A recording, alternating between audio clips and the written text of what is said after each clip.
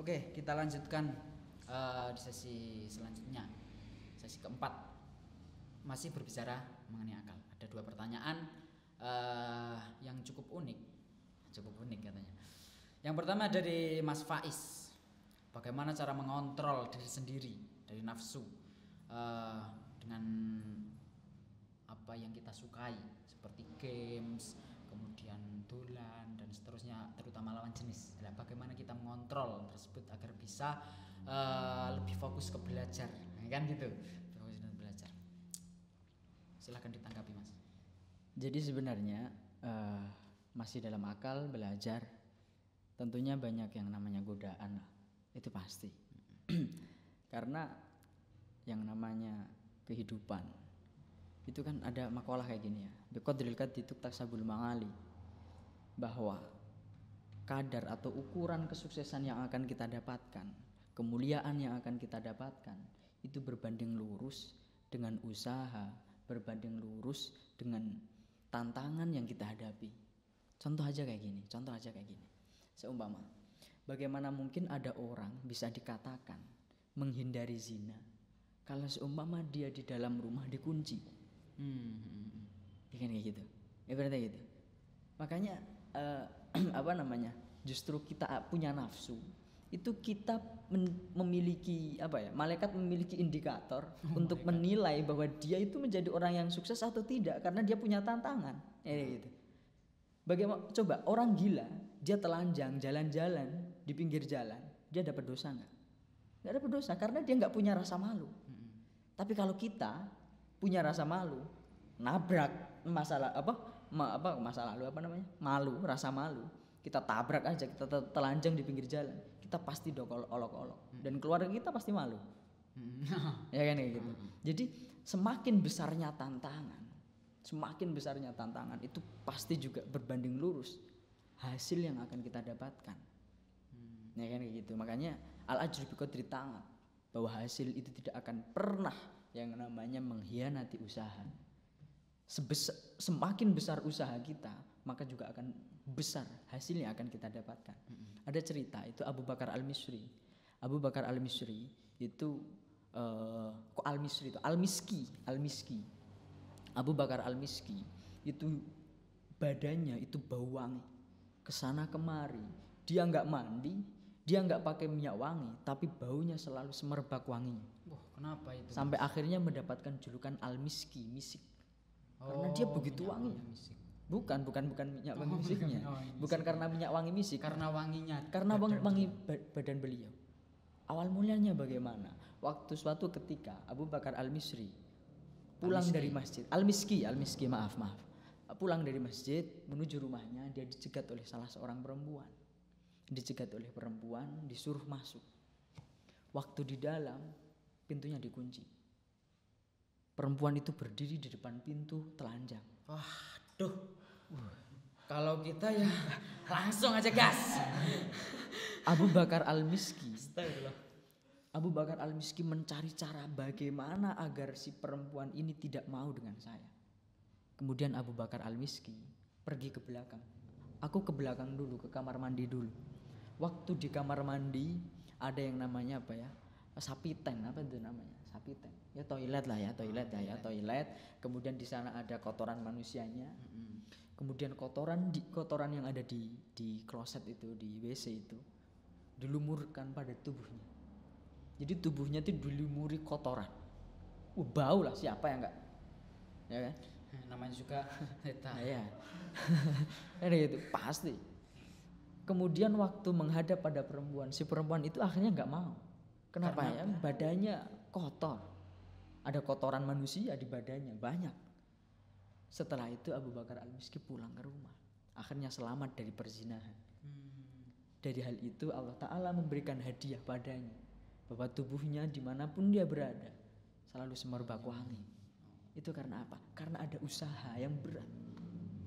Tantangannya jelas tantangannya. Ya, tantangannya jelas. Sangat jelas tantangannya. Namanya sudah di depan pintu ya kan? Ya, sudah siap go, ya kan? Jadi ditolak loh, Masya Allah. Kalau kita saya nggak yakin kalau saya dan kalian bisa seperti itu. Saya nggak yakin, sama sekali nggak yakin. kok bisa ya kan Iya. sudah jelas di situ dan yang nawarin juga dia ya kan sudah siap langsung tapi dia malah menghindar dengan cara melumuri kotoran manusia di tubuhnya. Iya, Nyonek benar. gelem. Ya kan? Ya, kayak Nggak mungkin gelem. Kenapa ya? Bau. Iya, jelas benar. Jadi semakin banyaknya tantangan, kita juga harus memupuk semakin besarnya semangat. Jadi kayak gitu. Jadi apa namanya? Karena yang terpenting dalam kehidupan itu adalah proses. Proses. Ya, prosesnya ya, bukan pada hasilnya. Kau tidak akan tahu hasil dari tindakanmu. Ya. Ya kan? Tapi kau tidak akan pernah tahu mas lali. Kau tidak akan pernah tahu hasil dari tindakanmu. Mahatma Gandhi. Oh iya, benar. Tapi kamu tidak akan berhasil kalau kamu tidak bertindak. Iya, benar. Tahu Mahatma Gandhi ya? Minimal krungu. Minimal pernah dengar lah. Politikus India Ya, maksudnya? India. Mahatma Gandhi. Bukan hanya politikus, dia juga tokoh filsuf, tokoh agama. Dia kan masuk dalam Spiritual ya dia. ya, masuk dalam 100 tokoh paling berpengaruh di dunia. Ya, dalam bukunya siapa? Siapa ya? Saya lupa. Itu buku pernah legend, pernah ramai ya. Kontroversial karena ya buku di situ juga menyebutkan tentang biografi Mahatma Gandhi dan memasukkan beliau sebagai 100 tokoh paling berpengaruh sepanjang sejarah. Insyaallah. Kita apakah bisa seperti itu? Dimasukkan di buku ada yang nulis Irham, orang yang paling berpengaruh di dunia. Apakah kita bisa seperti itu? Minimal kita berpengaruh di keluarga. Itu minimal. Ya kalau nggak bisa di keluarga untuk diri kita sendiri. Kalau untuk diri kita saja nggak bisa, kita hanya seumpama ya contoh kita tadi mainan HP, baik apapun di HP itu bukan kehidupan nyata, bukan real life. Kita itu manusia, hidupnya nyata, real life, ya kan? Benar. Kalau cuma mainan HP, apa yang kita tahu? Mental kita bagaimana? Itu kan. Bagaimana kita akan melatih mental kita? Besok kita juga akan menikah. Coba kalau orang itu nggak pernah bersosial, nggak pernah bertatap muka pada manusia, waktu akad kaget. Kobel tuh, dia ketakutan gitu kan. Saya terima nikahnya dia siapa ya? Gawat. Saya terima nikahnya, saya masih jomblo. Siapa yang mau kuterima gitu kan? Benar. Jadi Ya, kita makanya harus melatih mental terus. Melatih mental kita. Jadi dengan pertanyaan yang tadi bagaimana kita mengontrol diri sendiri dari nafsu itu memang dipaksa. Kalau tidak ada paksaan memang yang namanya juga tantangan ya Iya, Mas tantangan. ya. Kalau kita itu hidup kok mulus, ya nggak ada tantangan berarti. Nggak ada tantangannya. Dan sama sekali kayak nggak menantang gitu loh. Makanya gini, kecelakaan terjadi di jalan tol itu lebih parah biasanya. Benar ya. Padahal jalan tol kan Lurus. iya. Jalan tol lurus terus ya. Nggak ada yang Berbelok. Iya kan? Gini kan nggak ada. Jalan tol itu lurus terus kan ya. Seumpama belok pun sedikit ya. Naik turun pun juga sedikit. Ya kan? Jalan tol kayak gitu kan. Tapi sekali kecelakaan tamat. Parah. Pernah ngelihat maksudnya? Maksudnya pernah ngelihat? Lihat pernah. Saya pernah di jalan tol waktu itu saya malam jam 2 malam. Saya nyupir kemudian ya kalau saya kecepatannya 80-100 karena kan posisi ngantuk ya kan, posisi ngantuk. Kemudian dari belakang itu ada mobil yang cukup ya menurut saya mewah. Tapi kecepatannya mungkin perkiraan saya 160-an lebih. Karena cepet dan langsung menabrak. Biasa di jalan ada tengah-tengahnya trotoar ya. Trotoar. Nabrak trotoar cepet. Wah. Remuk lah bahasa kasar, remuk dan itu langsung darahnya itu. Intinya gini, intinya di jalan tol itu lebih parah daripada di jalan mohon maaf di jalan kerikil atau kericaan ya kan. Kalau di jalan kericaan kan memang kalau dilewati memang nggak enak. Tapi kalau sekali jatuh bangunnya itu enak juga gitu loh. Dan itu seperti hidup ya kan. Nggak harus lurus dan itu nggak mungkin lurus. Ya kan nggak mungkin lurus. Ya, jadi mungkin itu filosofi dari jalan tol ya. Filosofi dari jalan tol. Kalau hidup kita lurus, sekali kita jatuh mati. Gitu kan.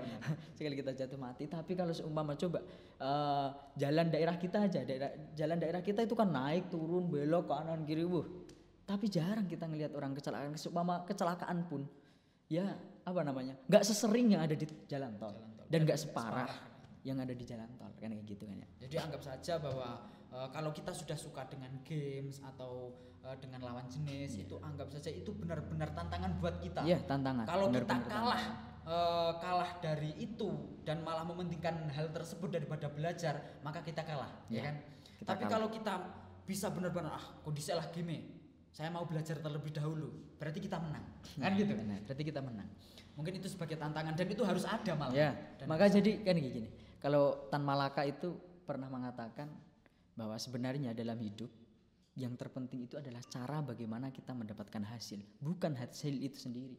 Artinya yang terpenting itu proses. Bagaimana kita menjalani proses. Seumpama ada yang punya cita-cita jadi dokter, nggak usah bayangin kalau saya udah jadi dokter saya bakalan gini, nggak perlu. Kalau saya udah jadi seorang dokter, saya bakal bersosial pada lingkungan, saya mau sedekah, mau gini, nggak usah dipikirin. yang penting kita usaha dulu. Ya, yang perlu dipikirkan bagaimana agar saya bisa menjadi dokter. Itu yang terpenting. Benar. Nah kayak gitu. Nah itu yang paling pokok. Oke. Jadi nggak usah takut sama tantangan. Itu harus Ya, ada. harus dalam ada. kehidupan ini. Karena setiap masalah itu justru malah mendewasakan. Mendewasakan. Nah, jadi kalau ada orang kok childish atau kekanak-kanaan itu biasanya dia jarang dapat masalah. Ya. Hidupnya lurus, minta uang dikasih. Ada ini, itu malah pikirannya Ya nggak dewasa, nggak cepat dewasa. Ya. Karena apa? Tua itu pasti. Siapapun dari kita pasti tua. Tapi dewasa itu pilihan. Dewasa itu pilihan. Dengarkan itu, wahai pemuda. Tua Dewasa itu pilihan. pasti. Ya. Kita nggak usah menunggu hari tua, karena kita pasti akan tua. Tapi kalau dewasa, kita harus menentukan pilihan kita sendiri, ya kan? Harus memutuskan bahwa kita ingin menjadi orang yang dewasa. Oke. Lanjut ke pertanyaan kedua, Mas. Ya, boleh. Akal itu ini dari Mas Erham lagi. Nah, oke. Akal itu apakah didapat dengan belajar terus, melulu belajar terus, atau juga bisa karena sejak lahir atau bantuan dari doa dan seterusnya? Gitu, silahkan tanggapi. Saya pernah beberapa kali menyampaikan ini di beberapa tempat ya. Yaitu tentang Imam Al-Ghazali mengatakan dalam Ihya Ulumuddin, fa khalaqal hidayah wal ma'rifah wa ja'ala laha asbaban.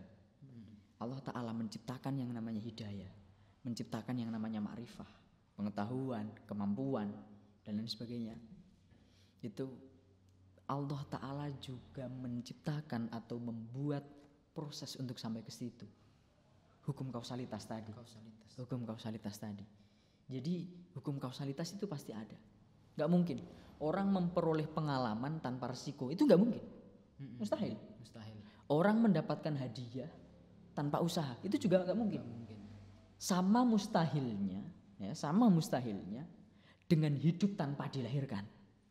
Hidup tanpa dilahirkan. Ya, hidup tanpa dilahirkan. Apakah ada Coba orang pikir, hidup coba tanpa pikir, dilahirkan? Nah, Ada nggak kira-kira? Kamu hidup tapi tanpa dilahirkan. Ayo. Hah? Kira-kira lewati sekau ngendi ngono lho. Apa mau ujuk-ujuk jebrol? Ada, enggak mungkin. Nabi Adam boh. Nabi Adam boh. Mangsamu kowe Nabi Adam. Kayak gitu. Bener. Yang namanya hidup itu pasti dilahirkan. Lah sama aja. Kita mendapatkan pengalaman, itu kita juga harus tahu bahwa kita pasti akan mendapatkan risiko. Jadi gini. Allah Ta'ala memberikan kita ilmu, memberikan kita pengetahuan, memberikan kita wawasan. Itu karena kita mau berusaha.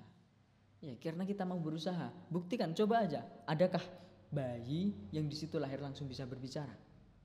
Nggak ada. Ya kan gitu. Ya kecuali beberapa bayi, hanya beberapa, nggak sampai 10. Hanya beberapa sampai 10. Salah satunya Nabi Isa. Salah satunya Nabi Isa. Itu yang bisa berbicara saat bayi. Tapi apakah kalian pernah menemui bayi baru umur 1 bulan, 2 bulan ngobrol? Di Kajuran ada. Kita Jebrol, mbok cukai wedang. Jebrol, mbok cukai bal. nggak ada. Mungkin ya. Nggak mungkin ya kayak gitu. Jadi maka disebut fitrah suci. Kita masih nol. Kita mulai dari nol. Ya kan gitu. Kita mulai dari nol. Tergantung bagaimana kita mau usaha. Jangan sampai kita pesimis atau kita rendah hatinya. Jangan sampai. Tapi memang ada Mas, teman saya itu gini. Dia bilang gini, aku sudah belajar siang malam, terus ikut ngaji juga ikut, sekolah juga ikut, tapi kenapa nggak masuk, nggak pinter-pinter? Itu bagaimana cara menjawabnya seperti itu, Mas? Saya pernah nonton film Gladiator. Pernah nonton ya? Saya nggak Nah, dalam film Gladiator itu ada quotes, apa yang kita lakukan dalam hidup akan bergema di keabadian. Apa yang kita lakukan dalam hidup akan bergema di keabadian. Artinya apa? Segala hal yang kita lakukan itu pasti akan abadi. Itu pasti. Kewajiban kita sebagai manusia, khususnya dalam hal ini umat muslim, kita diwajibkan untuk mencari ilmu. Mencari itu mesti ento. Mesti ento. Nah, mencari itu belum tentu. Oh iya, benar-benar. Tapi setidaknya dengan kita mencari, setidaknya dengan kita mencari, Allah Ta'ala pasti akan memberikan hadiah karena kita tidak mau menyerah. Aneh gitu. Jangan putus asa di tengah jalan. Iya, jangan putus asa di tengah jalan. Karena kita nggak tahu. Kalau kita masih mau semangat, tidak mau menyerah, tidak mau putus asa, kita bisa tahu kan, di masa depan di suatu saat akan ada kebaikan yang Allah berikan pada kita. Kalaupun toh ternyata bukan pada kita, pada keturunan kita. Jadi nggak usah minder kalau wah aku ini mau nganai tani, wah aku ini mau nganai, nggak usah minder. Kalau kalian nggak punya nasab, buatlah nasab. Menciptakan nasab. Iya, menciptakan nasab. Jadi saya termotivasi nih, Mas. Loh, malah Anda yang termotivasi itu bagaimana? Saya termotivasi jadinya. Oke, berarti jadi semua manusia itu pada dasarnya sama, ya kan? Ya, lahir jebrot ya wis bayi, ya enggak tahu apa-apa, ya kan? Semua manusia itu sama dan hasilnya berbeda karena dia prosesnya juga berbeda. Iya, prosesnya juga berbeda. Yang si A belajarnya tekun, yang si B malas-malasan, yang si C main game terus, ya kan? Yang si D pacaran terus, dolan terus dan seterusnya. Itu akan hasilnya berbeda. Pasti. Jadi ya berpengaruh. Jadi kalau mama pernah dengar quotes apa ya? Muda foya-foya, tua kaya raya, mati masuk surga. Itu mustahil. Itu yang kayak gini, Mas. Apa yang juga viral itu visi gimana sih? Visi foya, misi foya, visi misi foya. Nggak mungkin seluruh kan gitu. Mustahil. Itu mustahil lah, itu hal yang mustahil ya, Mas ya. Itu mustahil. Jadi nggak ada yang namanya kayak gitu. Kalau seumpama kita mau berusaha, kita pasti akan mendapatkan hasil, itu pasti. Karena hasil dan usaha itu berbanding lurus. Iya, berbanding lurus. Nggak mungkin. Jadi kalau seumpama kita kecil punya teman seumuran, kita sama-sama main sepak bola. Tapi waktu 10 tahun ke depan kita baru tahu ternyata teman saya sukses. Kenapa dia bisa sukses? Saya teringat, oh berarti saya dulu waktu teman saya belajar saya nge-game. Dulu waktu teman saya membaca buku saya tidur. Dulu waktu teman saya tidur saya juga tidur. Bahaya. Jadi saya ingat, Mas, berita kemarin saya lagi lihat di IG. Yeah. Ada cuplikan gini. Di Amerika Serikat itu ada dua orang, yang satu hakim, yang satu yang dihakimi berarti apa? Pelakunya, ya kan? Tersangkanya. Yeah. Padahal dia SMA-nya satu kelas.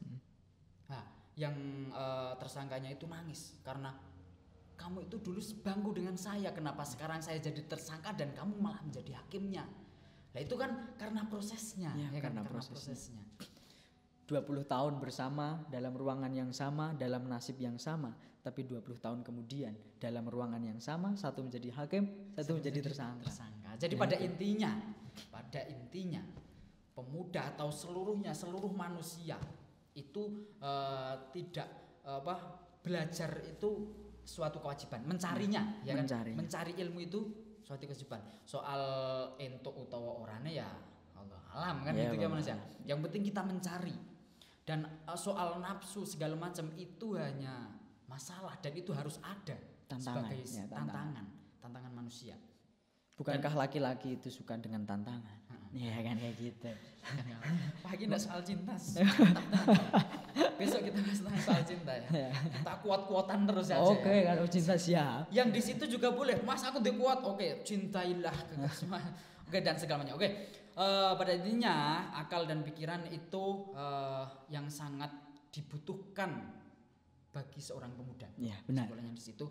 Dan mungkin saya cukupkan soal pembahasan akal dan pikiran. Nanti sesi selanjutnya kita akan membahas Apa? Mungkin tentang apa ya, kausalitas aksi, kemudian jangan menyerah, jangan putus asa ya, sebab Jangan akibat. mudah putus asa Ya, ya, jangan Mas ya. mudah putus asa. Ya, wah ini yang suka putus asa. Asanya dibuang menjadi putus. Cinta lagi kembalinya. Oke, mungkin itu saja sesi untuk sesi kali ini.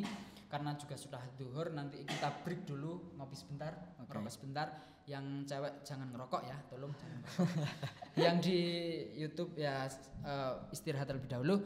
Semoga bisa mengambil manfaat, jangan cuman gitu ya Mas ya. Iya. Bisa dimasukkan di dalam hati dan akal kita. Oke.